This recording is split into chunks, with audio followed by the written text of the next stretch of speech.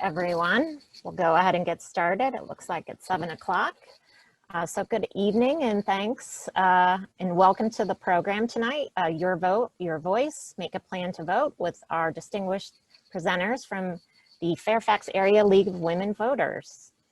Before we get started, I would like to make a few announcements about some upcoming voter information programs and events that you might be interested in. First, next Wednesday at 7 p.m., we will be hosting the second part of the series, Your Vote, Your Voice, titled Know Your Voting Rights. We will be hosting presenters from the ACLU of Virginia as they review the changes to Virginia's new voting laws. Also, the League of Women Voters of Fairfax will be back for 2 voter registration drives, which will be held on Tuesday, September 22nd, which is the National Voter Registration Day, and also on Saturday, September 26th. They will have a table set up here at the Reston branch between the hours of 11 a.m. and 3 p.m. So please come by if you have questions or are interested, spread the word. Let them know that they'll be there for a voter drive. Okay, so let's begin tonight's presentation. Please note that I'm going to mute your microphones if you're a participant during the program. If you have comments, you could submit them through the chat feature and we'll be happy to respond to you. Also, we are recording this program for future use. It'll be available at the library's YouTube channel, so be on the lookout for that. Tonight, though, we are lucky to have our presenters from the League of Women Voters. First, we have Sydney Johnson, who has been a member of the Fairfax League of Women Voters for several years, working hard to help people become informed voters. Sydney's professional career was spent in education and healthcare. Second, we have Cindy Kalkworth, who is the Voter Services Chair of the League of Women Voters of Fairfax and a member of the statewide League Voter Services team. Her career has been in IT as a software consultant. So we are very happy to have them, and I'm going to turn the meeting over, the presentation over to them. Thank you.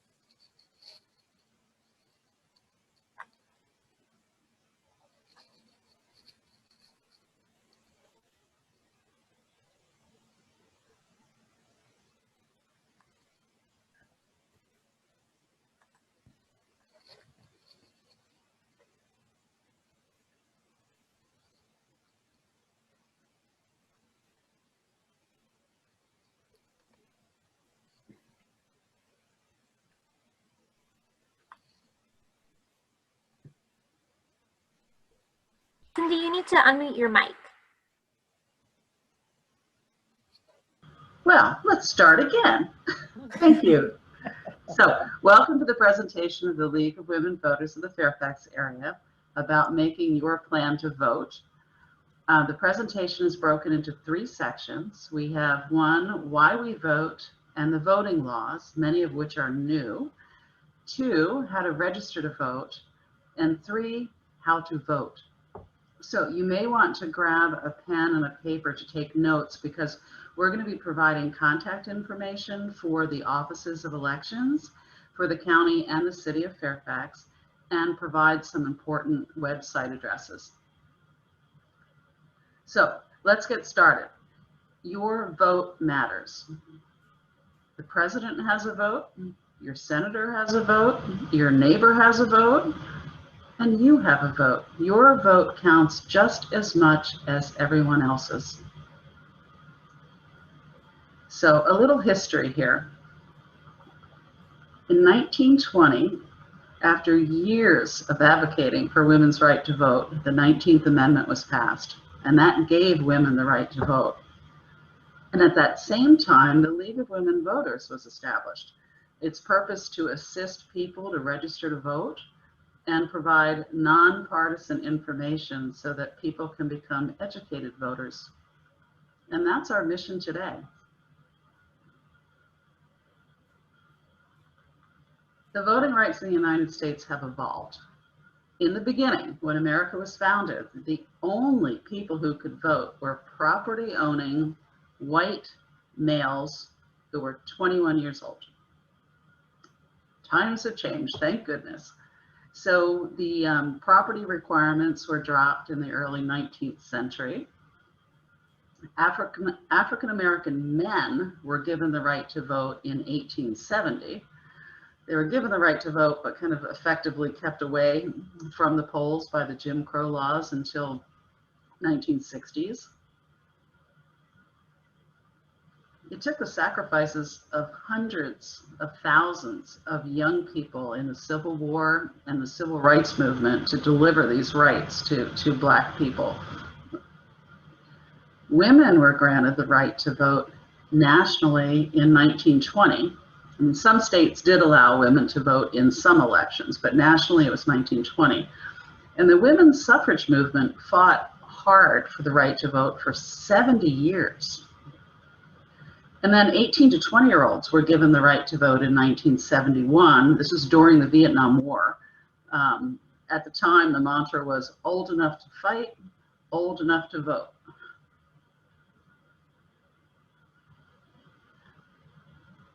So think of the history of the people behind giving every citizen the right to vote. It's incredible.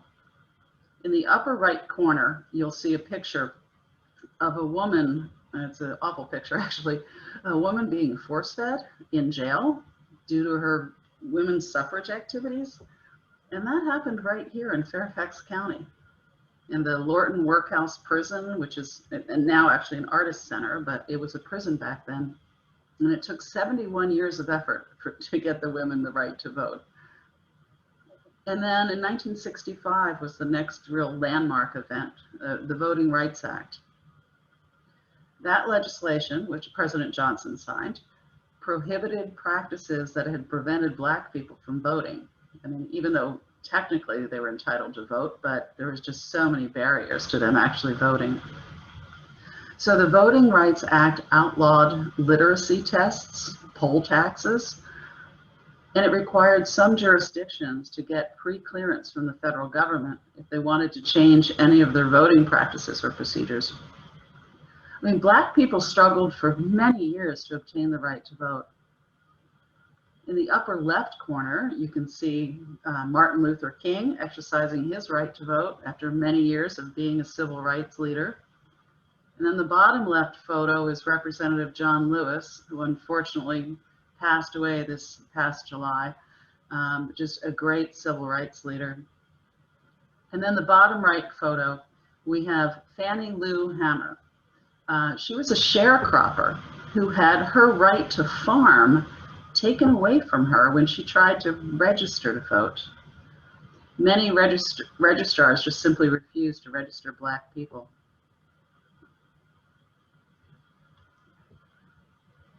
So I want to emphasize how important it is to vote.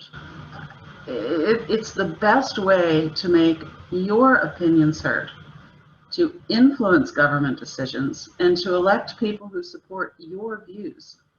You know, vote to keep your right to impact how our government operates. So every vote matters. You hear this, but so often people say, I only have one vote. My vote, it's not going to make a difference, but it does. Those people are wrong. Every vote counts. And you're seeing here lists of instances where a few votes or even one vote made an impact on the results of the election. In fact, here in Virginia in 2017, in District 19, the election for the Virginia House of Delegates was so close, they had to do a recount of the ballots. And the recount came out exact tie. So how did they choose their delegate? They drew a name out of a bowl. That's how the 19th district got their delegate. Your vote matters. So just keep that in mind and tell your friends and neighbors. At the bottom, there's a link to an article that NPR wrote that talked about how much every vote matters and more examples of this if you're interested. All right, the next thing is get ready to vote. You'll be asked to decide obviously president, vice president, senator, but it's more than that. For example, residents of Herndon will be asked to elect their mayor and members of town council. So people usually focus on the candidates, but there's important issues too. This year, there's 2 issues that are going to be addressed, which is, or asked of you, should Virginia have an independent commission to draw the voting districts in the future? And secondly, should a disabled person get vehicle property tax relief? And then there's a bond question, which is whether the county should borrow money to get funding for the library system, the parks, transportation, and health and human services. You can go to the Office of Elections website to see a sample ballot, and we'll be showing you that website a little later. So how can you find out more about the issues? Well, our league has a document called What's on the Ballot, and it's posted on our website. And there's lots of great election-related material in general on our website, and we encourage you to check that out. So, deciding how to vote. But are you ready to vote? Do you know the issues? Have you thought about what issues are important to you? Do you know where to find out about the people who are running for office? Have you decided which candidates you're voting for? So to get ready, just make sure you check the facts that you are hearing on social media and radio and television. There's just so much misinformation out there. So make sure you look at reliable resources. And please don't wait to the last minute. For the next several weeks, just pay attention to more than one news source. Read your local paper, your national paper. Look online for reliable websites about the issues. And if there's 2 or more views on a question, just consider all the views and think about them. You can also check and compare the candidates and political parties' websites to see if their views agree with yours. And frankly, sometimes you can tell a lot by what they don't say. So the next series of slides focuses on the voting laws and highlights the many new laws which make voting easier.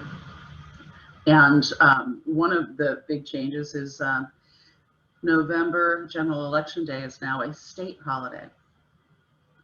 So how do you know if you're eligible to vote? If you're a U.S. citizen, at least 18 years of age by November 3rd, and a Virginia resident. And if you're a convicted felon or have been judged mentally incapacitated, you would need your voting rights restored in order to be eligible to vote.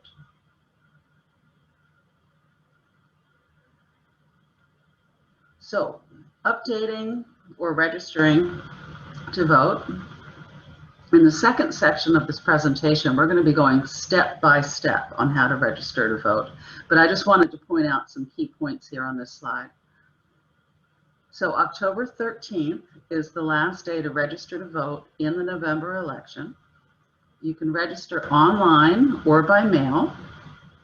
You can go to the Virginia Department of Elections website and register directly with the state if you have a DMV ID card. And registration is now automatic when you change your driver's license at the DMV. But you can also pick up a paper application form and mail it in if you don't have a DMV ID. And you pick it up from a local office or a library, or you can download it from the website. If you do end up registering after October 13th, unfortunately, you can't vote in this election, but you will be registered to vote in future elections. So, voting before Election Day. There are several options for this, and you can choose the way that you feel it's safest for you and most effective for you.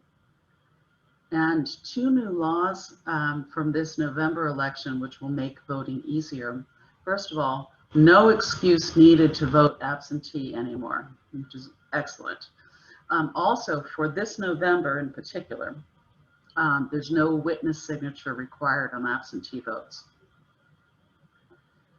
You can vote early at the Office of Elections starting September 18th, or one of the satellite locations starting October 14th. Again, no excuse needed to do this.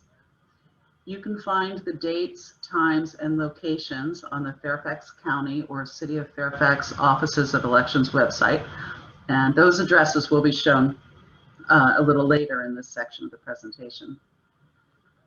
And this year, you do not have to have a witness sign your mail-in absentee ballot. You do have to sign it, of course, or it won't be valid, and please read the instructions carefully. So you can apply for an absentee ballot by going to the Virginia Department of Elections website. You can also obtain a paper form from the library or government office, or by downloading it from the Department of Elections website. If you use a paper form, mail it directly to Fairfax County or the City of Fairfax Office of Elections, depending on which jurisdiction you live in. And again, in the second part of this presentation, we're going to show you step by step how to apply for an absentee ballot. How do I return my ballot? If you request an absentee ballot, you should receive it shortly after September 18th, which is when they begin mailing them out. If you plan to mail it, fill it in and mail it back, frankly, as soon as you can. And good news, there are barcodes on the envelopes to make sorting at the post office more efficient. And there is a barcode on the return envelope so that it can be verified with the state database of registered voters. It's a good security control. And by the way, postage is prepaid this year. If you are mailing a ballot for the first time in a new county or city, it's suggested that you put a copy of some form of ID in with your ballot. And new this year, there will be drop boxes available inside the entrances during business hours at the Office of Elections from September 18th, or at satellite locations from October 14th. A voter must put only his or her own ballot in the drop boxes, no one else. And good news, a new law, as long as your mail-in ballot is postmarked on or before November 3rd and received by the registrar by noon on November 6th, it will be counted. How do I vote on election day? Well, think about it. What is the most convenient time of day for you to go to the polling place? And plan for that. Set a reminder of some kind on your phone or your computer or on your fridge.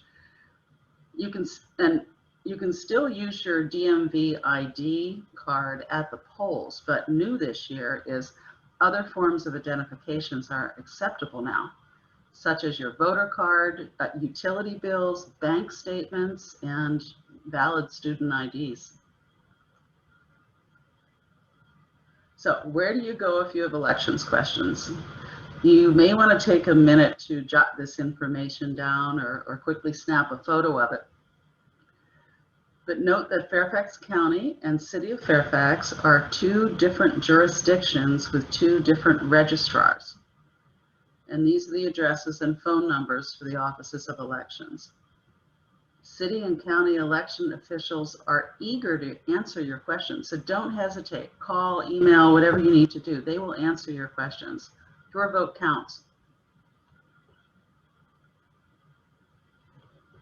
And if you want more information about elections, we have a website that has vital information for voters.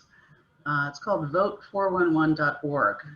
It's a nonpartisan website that has all the information you need so that you can make careful and informed decisions. You simply enter your name and address, and information will pop up about who is running for office, when the election will be held, issues that'll be on the ballot. You can also check to make sure you are registered, locate your polling place, and then the league poses questions to each of the candidates, and the candidates' responses are posted on this website as well. So that can be another good source of information for you. So I'm going to turn it over to Sydney to talk about how to register to vote. And Sydney, make sure you unmute yourself, since I didn't do that myself. Right. In this second section of the League of Women Voters presentation about making your plan to vote, we will look at the process of registering to vote. This is the first step toward making your voice heard. Remember, the president has one vote, your senator has one vote, the CEO of a big corporation has one vote, down to your neighbor who has one vote, and you have one vote. It counts just as much as any of theirs, and we can't repeat this often enough. Your vote matters.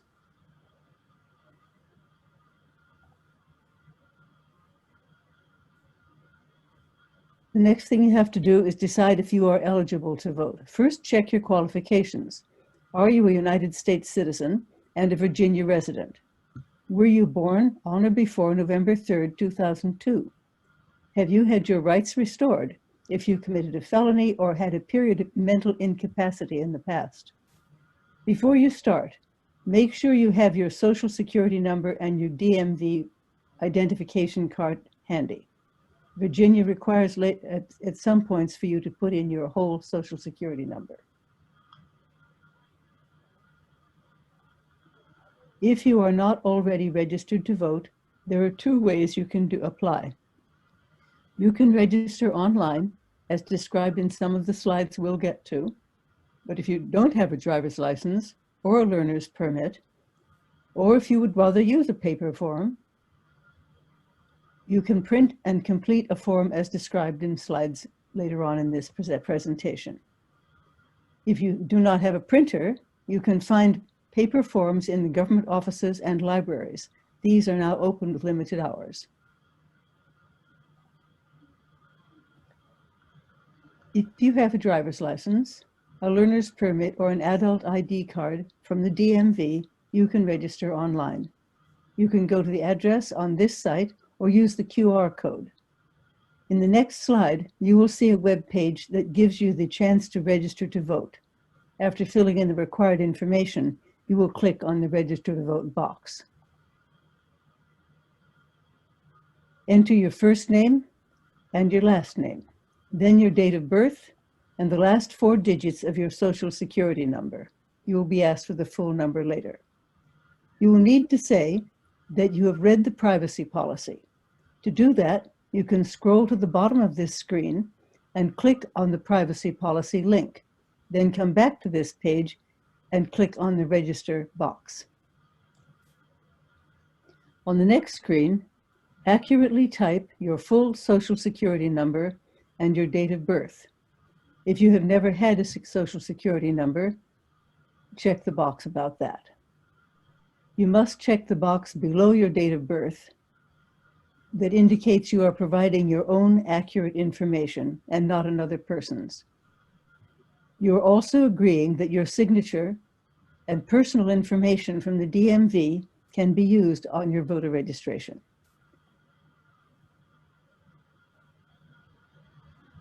The answers here determine if you are eligible to vote. You will be allowed to continue answering questions, and as long as your answers meet the criteria for voting in Virginia. For example, if you are not a citizen and you click no, the process will stop. The words in gray will change to black based on your answers.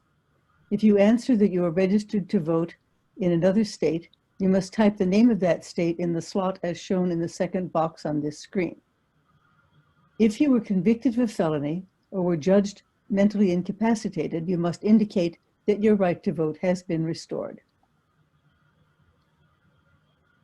Complete this information about your identity. If you have already filled in this information, just check to make sure it is correct. You get various opportunities to do that. Your middle name must be included. Do not use an initial. If you do not have a middle name, check I do not have a middle name. If you have a suffix such as junior or the second, please select it, or check I do not have a suffix if this does not apply to your name. Making a choice under the gender entry is optional. You may skip it, but you must enter your correct address and make changes if the address on this screen is not correct and you're updating it. You must check that you have read the terms of the Privacy Act notice. You can click on the question mark next to that comment to read it if you did not read it at the beginning. The Privacy Act states that your Social Security number will not be released to the public. It will only be used for lawful purposes such as voter registration and jury selection. After you have read that, click the box. Under the question, would you like to vote by mail? The directions ask you to choose an absentee option. This means you need to decide if you want to vote by mail or not. The choice of not voting by mail was selected in this slide as an example. It meant that a person wanted to vote in person on election day or during early voting. If the person had wanted to vote by mail, he or she would have clicked on one of the top two circles.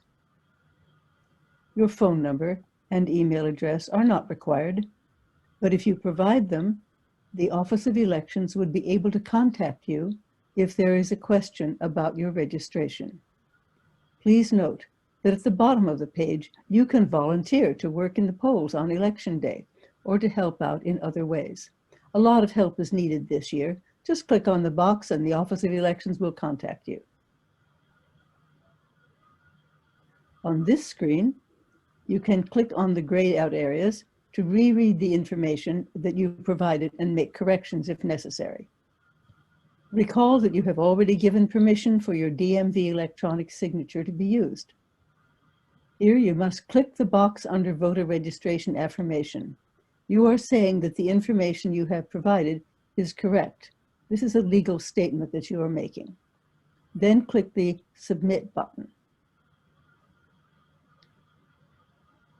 Now, if you do not have a learner's permit, or if you prefer to apply with a paper form, then copy or use the URL on this slide, or you can check the QR code again. Then scroll down when you get to that page and click on the link that says download a PDF copy of the form. The form is available in several languages, so you can choose the one that fits you, the one that you need, and print that. You can also get a paper form from the Office of Elections, through a county governmental office or your local library. The addresses of the offices of elections are at the end of this set of slides. The languages that are published in paper in Fairfax are English, Spanish, Korean, and Vietnamese. Other languages you can get by printing off a form that you can select from the online provision. So here is a picture of the voter registration form.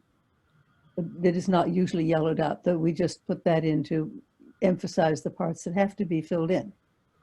You must use a blue or black pen to complete the paper form. Use legible printing. It is important that the Board of Elections can read your handwriting. Only use cursive when you are writing your signature. Look at the highlighted sections on this slide. On the paper form, those have stars. These sections must be fully completed. Section 1 asks if you are a citizen. It wants your full Social Security number, your date of birth, and your gender. Section 2 asks for your last name and a suffix, such as junior or senior, if you have one. It asks for your first name and your full middle name, not an initial. If you do not have a middle name, again, check where it says none. Then give the street address where you are living, the city or town and zip code. Your email and the phone number are not required, but they will help the Office of Elections contact you if there is a problem. Section 3 says that if you have been convicted of a felony or judged to be mentally incapacitated and have had your rights restored, check the boxes. In Section 4, you may provide a mailing address and which is a post office address if you fit one of the categories in that Section 4. You would have to read through that to see if any of those categories applied to you. Section 5, check if you are registered to vote in another state and provide the 2-letter abbreviation of that state. Virginia can then get in touch with that state and let them know that you are now registered in Virginia, and they will cancel that one there. Section 6 offers you the opportunity to volunteer to help at the polls. And here you can just check that you would like to do so. Section 7, your affirmation that you are willing to tell the truth and that you are telling the truth, your signature and the date on which you are applying go in Section 7. Do not skip any part of these sections. Once completed, the form should be mailed to the Office of Elections. The address is on the slide. The county address is on the slide. You may send it straight to the State Department of Elections if you wish. That address is on the back of the form. However, the state will send it to your local jurisdiction, so it is quicker to send it to a Fairfax address. There will be the county and the city of Fairfax addresses at the end of this slide set. Once you have completed the registration form, either online or by mail, you should receive notice of it in about a month from the Board of you get the notice from the Board of Elections. If your registration was successful, you will receive a postcard that will have your polling place. That's the location in which you vote. If your registration is not successful, you will receive a letter explaining the problem and a blank registration form so you can fill it and mail it in again. You want to check to make sure your information is correct. The voter information page on the Department of Elections website has all of your information, including your precinct and polling place. If you have recently updated your registration or just want to make sure that your information is correct, you can go to this page. If you scroll down, this page also has the history of the elections in which you have voted. It tells the dates when you voted. Of course, it does not include any information about whom you voted for. That is still secret. Your registration lasts from election to election unless you have changed your name or moved. Even if you just moved across the street or across the hall in an apartment building, you have moved and you must change your registration. All of your information is in the Virginia Department of Elections database already. You can just go to the Department of Elections, view your info page, and make the changes. You may want to write down the addresses, email addresses, and phone numbers of the Fairfax County or City of Fairfax offices of elections. If you have questions about any part of the voting process, it is best to phone or email the Office of Elections directly. You will get the most up-to-date information and the right answers to questions about your own situation. For example, if you have moved. State and county officials are eager to answer your questions. Don't hesitate to ask. They work hard to ensure that your vote counts. And now for the third part of our presentation, I will ask Cindy Kalkwarf to begin. Thank you, Sydney. That was great. A lot of detailed, important information there. So now we're entering our third section of this presentation, and we're going to talk about making your plan to vote. And we're going to look at how to vote. So this year, as we all know, because of the pandemic, citizens have to take their health into account, and they want to make sure they can vote safely and be confident that their vote counts. And the good news is you have options for how to vote. So, what are the ways to vote in Virginia? The county and city offices of elections are providing choices and making sure that each choice will be safe and timely. And in all cases, the Office of Elections is taking precautions to protect your health and get the ballots in on time and counted. And some new laws have passed to make voting more convenient. Because you have options, it's really important to plan ahead. How are you going to vote? Whatever you decide, Make a note to remind yourself. Put it on your phone, your computer, your fridge, sticky note on the wall, wherever you're likely to see it. Now, we're going to review each of these options in detail in the slides ahead, but I just wanted to give you an introductory overview.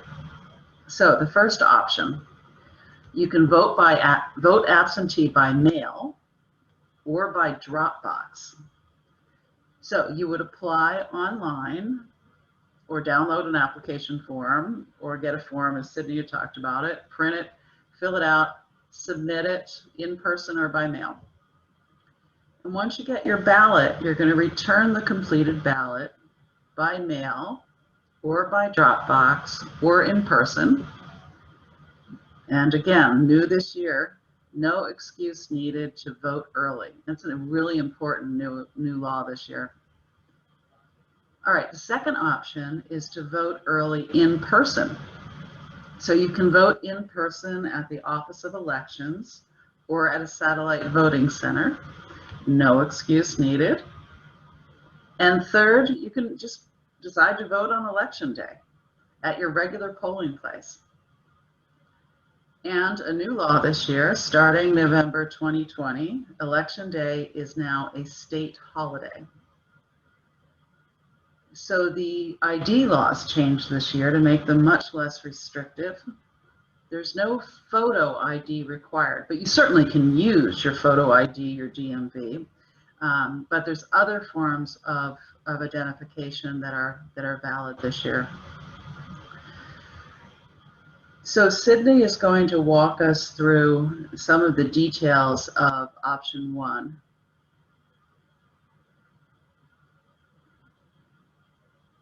You're on mute, Sydney.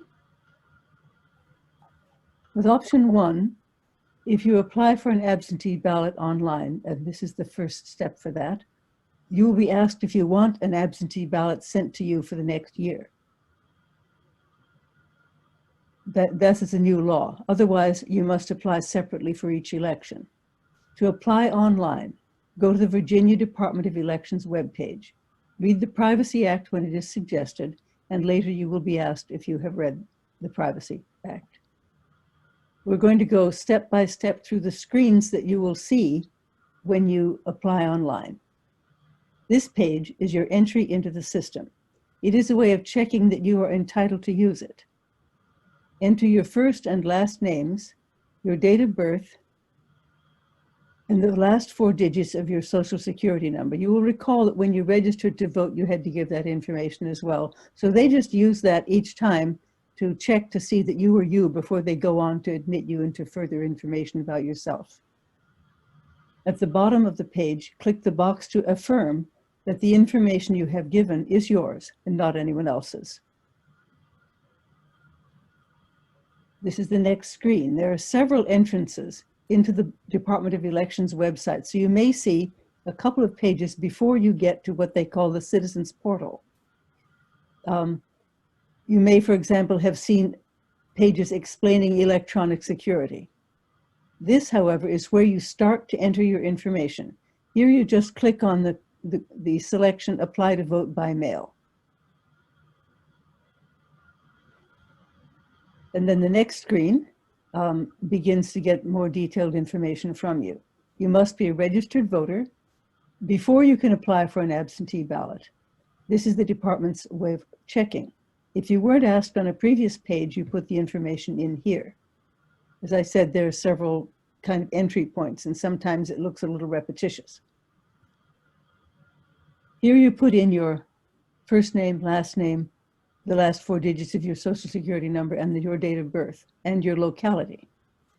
That's a drop-down box that you choose the county you're in. If you are then taken to the voter information page, you can scroll down to the middle where you will find a link that says Apply by Mail. I'm not showing you that page because each person has an individual page. So we're going to move on to the next general page where they want to ask more information about your identity. Here you enter your driver's license or the state ID number, your date of birth, and full Social Security number. Virginia does require the full Social Security number, not all states do. But the database here is very secure. If you want your DMV signature to be used for your application, click on the box. You have to give positive permission for that signature to be used. They don't take it for granted. If you have not yet read the privacy policy, click on the question mark or scroll down to the bottom of the screen to find the link to it.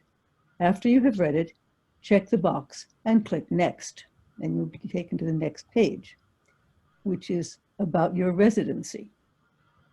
If you are living in the United States and are a legal Virginia resident, you would choose the first statement that you reside in the United States and are a legal Virginia resident. If you are a United States citizen and lived in Virginia just before you went abroad, you would choose the second statement that says Virginia was your last residence. Here again, they have to verify that Virginia is the place where you're entitled to vote. So next you're going to click to get to the next screen. This is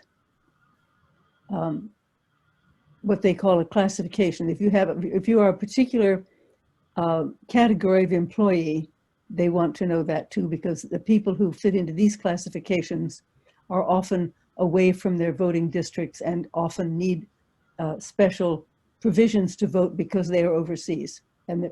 So if you are a member of the Uniformed Services or Merchant Marine on active duty, and you will be away from your voting district on election day, you would click on the first statement. If you are the spouse or dependent of a member of the Uniformed Services or Merchant Marine on active duty, and you will be away from your voting district, you would choose the next statement, the second one. Then you go to the next screen, where it asks you if you would like to vote by mail in the next election coming up. If you would choose that statement.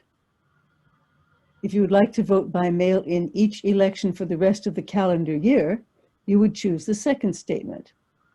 Even after the November election, it is possible that a special election might be called, but this section is more useful for people who are choosing to vote in a primary in the summer and then just want to get automatically their ballots. This is a new provision. It used to be that you always had to apply for each election separately. If you do not wish to vote absentee by mail at all, you choose the third option. This means that you definitely plan to vote in person at one of the early voting locations or at your polling place on election day. When you finish this screen, you click Next. And then you find that you have a chance to check the information that you have put into these screens so far is correct. You can click on these little gray bars and the information you put in will come up. You gave permission for your DMV signature to be used on the identity page. After checking all this information, you must click on the box by the affirmation statement to show that the information you have given is true. And then you click on Submit, because this is the last screen of your submission. In Virginia, you do not register as a voter for a particular party, but you do have to choose when you're voting in a primary which party you're voting for. And there are two choices as a rule. The other parties, the smaller parties, Libertarians and Greens and other parties, do not usually have primary elections. Democratic and Republican parties often do, or usually do. So to get one of those ballots, you have to choose a party. That doesn't mean you're making a statement that you want to be in that party. You're just choosing that ballot for this one election. If you do not plan to vote in the primary election, choose neither. If you want to receive a ballot for each election in your jurisdiction for the following calendar year, go to the drop-down box and choose the year, and then click Next. This is very reassuring. Your application has been entered into the Department of Elections database. You might want to make a note of the date when you submitted the application, because you can then go back to the Department of Elections website to track the progress of your application. Go to the voter information page on which your name, address, and all of that is given.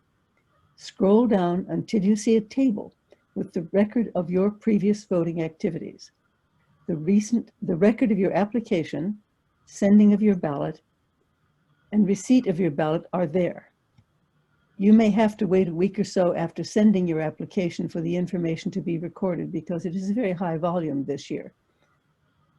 Your local registrar's office will start to send out the ballots 45 days before the election, and this year that's September the 18th.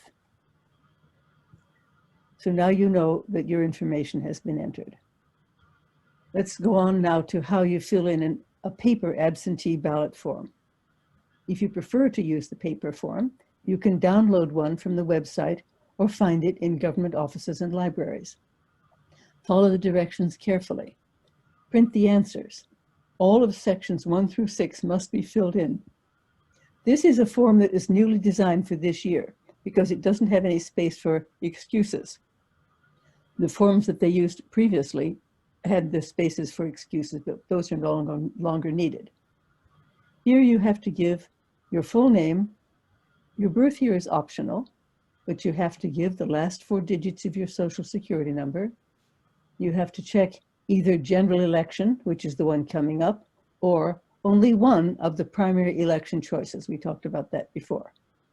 You have to give the date of the election in which you're planning to vote, the address where you live, and the mailing address to which you want the ballot sent. That can be the same as the address where you live, but it often isn't. So that's why they give you 2 places to give addresses. You may give your contact information. Again, that's wise because if there's a problem with your application, they can contact you. That's sections 1 through 6 that we just went through. Section 7 is for special circumstances. Here again, you have to read all of the different entries to see if any of that applies to you. Section 8 is for your signature and the date on which you are applying.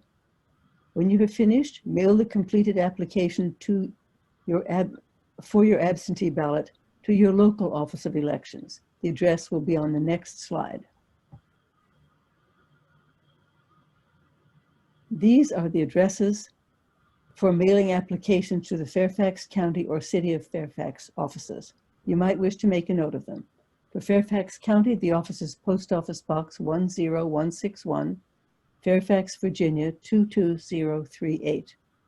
For City of Fairfax, the address is 10455 Armstrong Street, Suite 300, Fairfax, Virginia 22030. You've applied for your ballot. Now, what do you do after your ballot has arrived?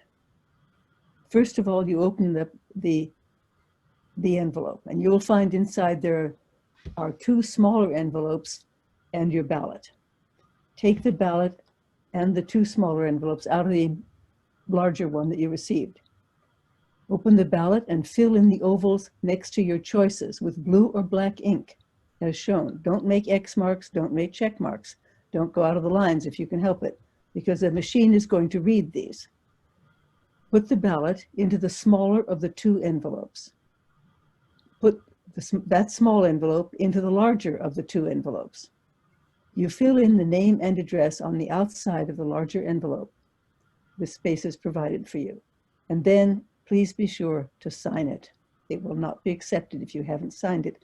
And that is a frequent reason for ballots to be denied. And it's a very great shame considering all the trouble that people go to vote. For the November 2020 election, you do not have to have a witness. So you've filled in your envelope. Now what do? After your ballot has arrived in the mail and you have voted, return it as soon as you have decided how you will vote, especially this year. Don't delay. Your ballot will be prepaid. You may return it by mailing it. It is best in that case to take it to the post office at least 7 days before the election. You may place your ballot, completed and sealed in its envelope, in a drop box at the government center or inside the entrances of the satellite locations if you wish. You may only put your own ballot in, no one else's, and no one else may put in yours. Election officers will be monitoring the drop boxes. This year, there will be drop boxes inside the entrances of the polling places on election day 2. You can deposit your completed ballot there and avoid having to stand in line. If you are 65 or older or have a disability, you may vote curbside so that you do not have to get out of your car. Call the phone number on the sandwich board outside the location, and an officer will come to cast your vote, to help you cast your vote. One thing I want to add here. People often ask if all of the absentee ballots are counted. Yes, they are. Once they come in to the central absentee precinct and the barcode under the return address is verified that it belongs to a registered voter, the ballots can be entered into a high-speed spanner. They are not counted at that time, but they're entered. On election day, in the evening, after the polling places have closed at 7 o'clock, the button is pressed to tally the votes. And that is when they are counted. They are counted on election day. If there were any in this year, if there are any that come in a little bit later, they will still be counted up to November the 6th at noon. So there's a new provision made for that. But you can be assured that if you have sent an absentee ballot in, it will be counted.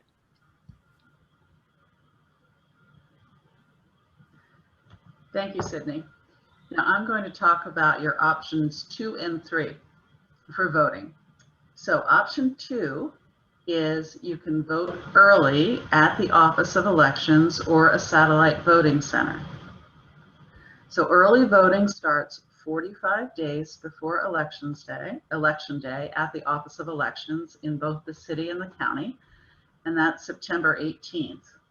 And voting at satellite centers starts October 14th. And keep in mind that early voting ends October 31st. Option 3 is actually voting on election day at your polling place. If you're going to do that, plan ahead.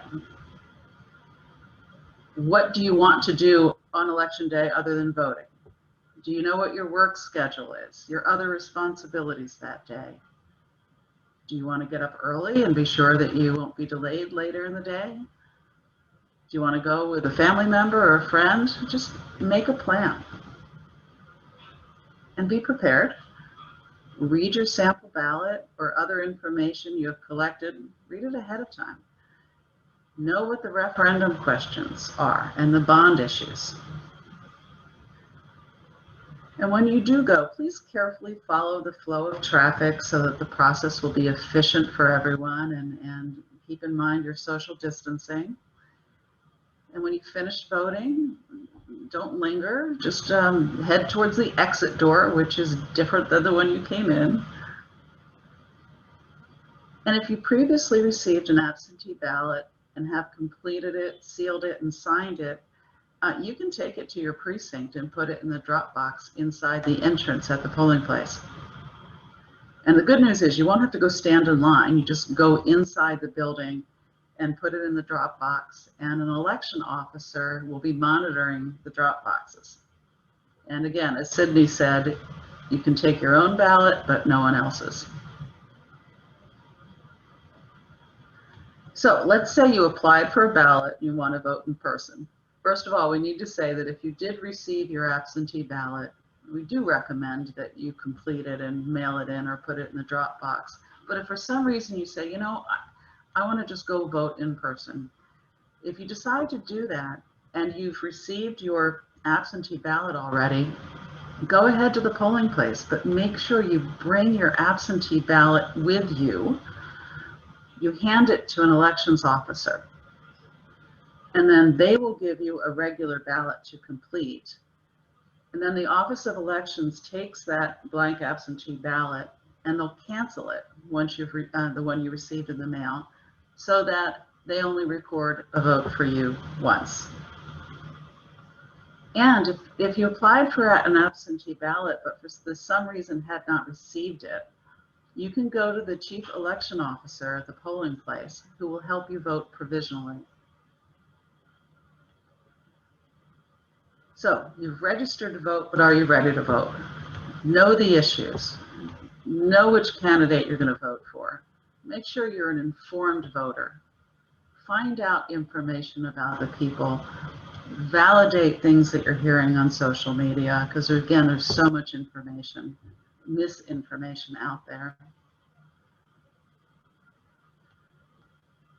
The Vote 411 website that the league has, it's a nonpartisan website, has lots of really good information that you need so you can make a careful and informed decision. You simply enter your name and address, and you will get information about who is running for office, when the election will be held, and other issues that will be on the ballot. You can also check to make sure that you are registered, and you can locate your polling place there. And then the league has posed questions to candidates, and the candidates' answers are posted here on Vote 411. And again, here are the contact information for the county and city offices of elections. Again, they are happy to answer questions from you, the voter. They want to make sure you vote and you're informed and you know how to vote. So let me just wrap up by saying voting is a right to be treasured. Many people have fought, and some have even died for this right. Voting is your right, and it's also your responsibility as a citizen of the United States. Become an informed citizen and vote. Voting is your superpower. All right, thank you. Oh, thank you so much. That was wonderful. Thank you both to Sydney and Cindy. It's just chock full of voting information, so important. My big takeaway was every vote counts and have a plan to vote. And you've provided just really great information on the mechanics behind that. So thank you very much. And like I said earlier, this will be recorded and available on our YouTube channel in the near future. So look to the library's social media accounts for posting and information about it. And please come by for the voter drives in next Wednesday's program at 7 p.m. Again, which is going to be presented by the ACLU of Virginia. So thanks again, everyone. And thank you for spending your Constitution Day evening with us. Take care. Thank you very much. We enjoyed it. We appreciate it. Thank you. Yep. Bye-bye then. Bye-bye.